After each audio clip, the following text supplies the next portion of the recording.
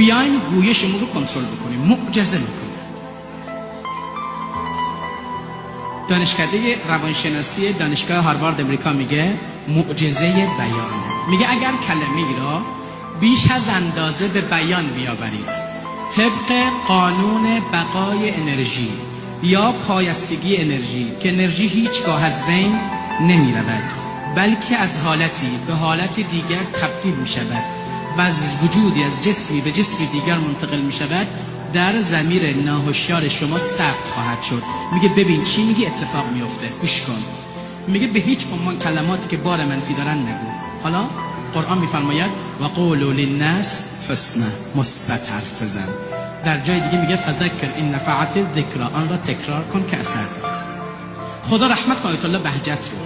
من سال 82 83 یه بار میرفتم اونجا خدمات جلساتشون، یه بار نشستم محضرشون، گفتم حاج آقا گره‌های زندگیم زیاده. گفت 40 بار بگو یا قاضی الحاجات. گفتم این که ذکر معمولیه. گفت کلام رو بگو، کلام معجزه میکنه.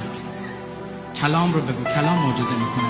قرآن معنیش هم نمیدونی بخون، معجزه میکنه. نگو. آخه بعضی میگن حالا معنیش رو بدونی میشه نورون علی نور، عملا بکنی میشه نورون علی نورون علی نور. بگیم چرا تسبیحات از زهرا رو میگیم بعد از نماز؟ چون ذکر اثر میکنه، کلمات مثبت.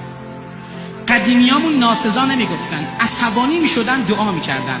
پدر صلواتی، پدر آمرزیده، خونت آباد بشه.